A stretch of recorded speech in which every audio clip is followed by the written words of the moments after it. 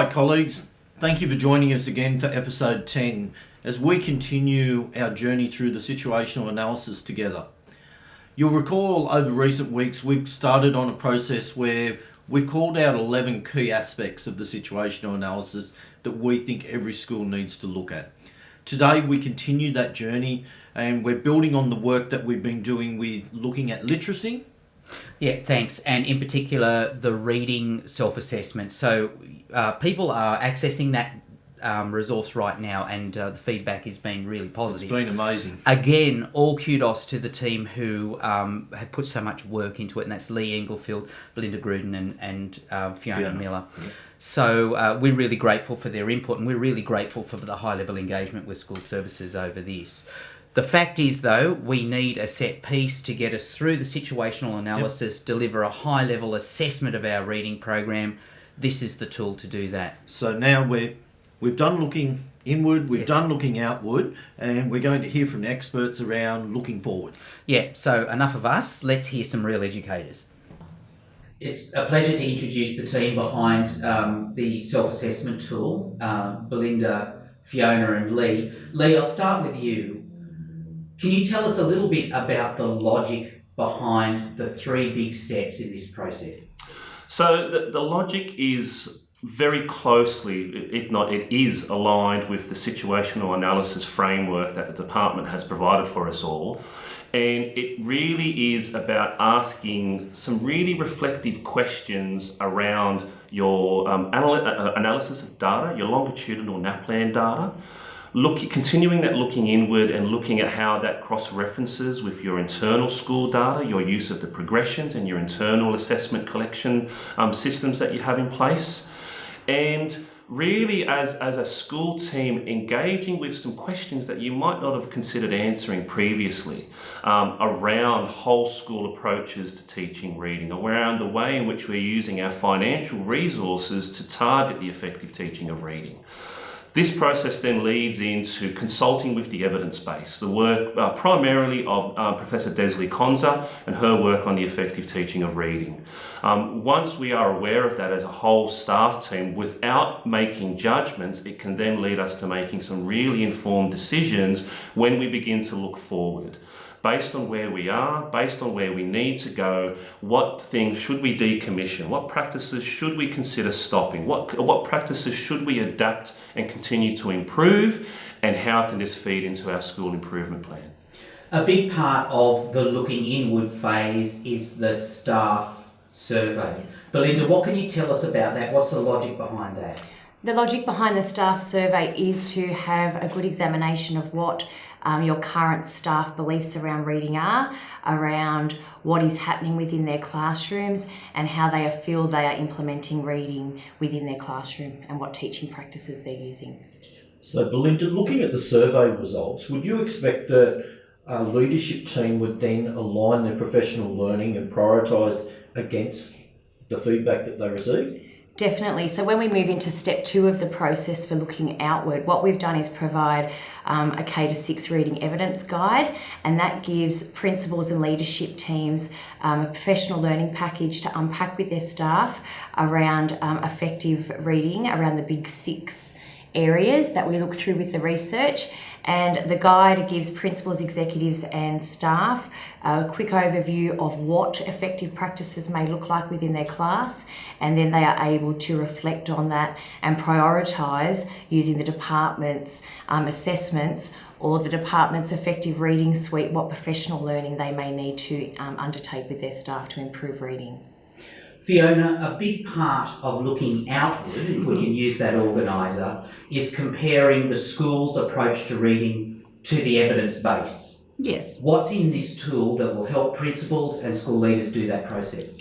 Well, our evidence base is really a concise guide of each of those 5 effective reading suites.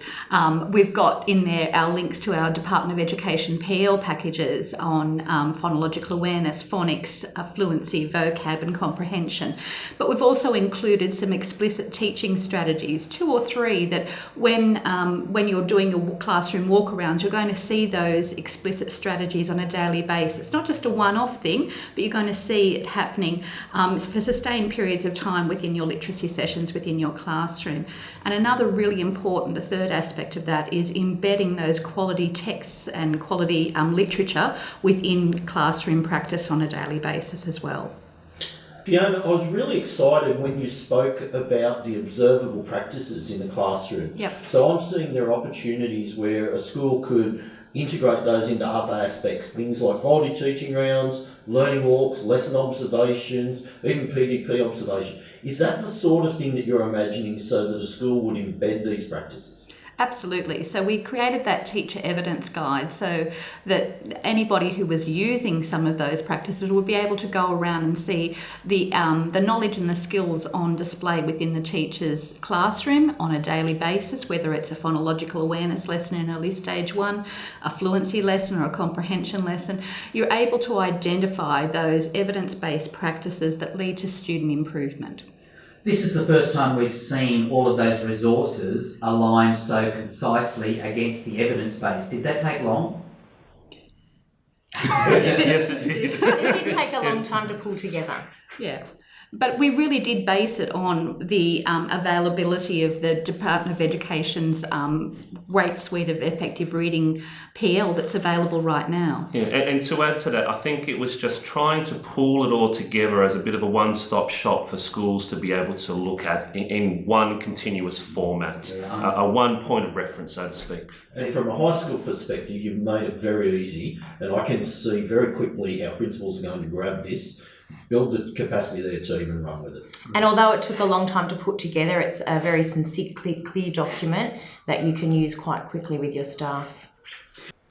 So we've spoken at length about looking inward, your data, what your people think, looking outward, matching your school's approach to the evidence base. Let's talk about looking forward. This is the synthesis part. This is the critical bit where we make sense of all of those findings. Lee, tell us about the set of critical conversations you would expect to see in looking forward. I really think once all of our judgments have been reserved up until this point, so without any bias, we are removing bias, we are analysing the data that we have collected through NAPLAN, longitudinal analysis, our internal data, as I mentioned previously, collecting our teacher surveys, looking at that knowledge base, listening to our student voice and the way they are interpreting reading, that critical element of looking inward. I think the conversation there needs to be held about what practices should we stop? What is the evidence base suggesting isn't really, with our current practices, what isn't matching with what that current evidence base states? Where do we need to direct our energies in terms of professional learning to support our teachers, to build their confidence, their knowledge, skills and understanding around those components of reading? And in some cases it might be that schools are on that track already, and it might be what practices can we continue to tune up or continue to adapt or innovate around. So I really think there, and Belinda alluded to it earlier, it really is a conversation around where do we need to direct our financial resources, where do we need to direct our professional learning, what systems and structures can we put into place to support our new knowledgeable others who attend this professional learning. So teachers or teams of teachers who attend the Effective Reading PL get highly trained through people like us, and they are given the entirety of the professional learning package to support them in running this professional learning back at school. How is that being supported and facilitated within the school's professional learning schedule? What is it going to look like in practice? Belinda, we've spoken previously about the importance of getting a critical friend to look when you're up to this stage. Who would you suggest to a principal that they should be looking to? They could look to pulling together a team within their school to look at some of the information they've collected. They could contact their DELs as their critical friend to work with them as well. We have our Lancer team and our Early Action for Success team, but you could also look at other school principals and other people within the department to be that critical friend to reflect over what you've found and have that fresh eye over where you think you're going to move forward and to give you that critical feedback and advice. Fiona, how important is it that we have collected efficacy around staff, around how we teach reading in our school? We want to have that one direction and that one voice of this is what we do. These are our best evidence-based practices that we do every day to support the improvement for learning for children to read. Look, I'd like to thank you all. It's been a long journey to this point, and you guys have really delivered on this package, I feel. So I think there'll be grateful principals and grateful leadership teams out there everywhere who will thank you for stepping us through this really important process really explicitly. So thanks for your input. Great, thank you. Thank you. Good luck. Good luck.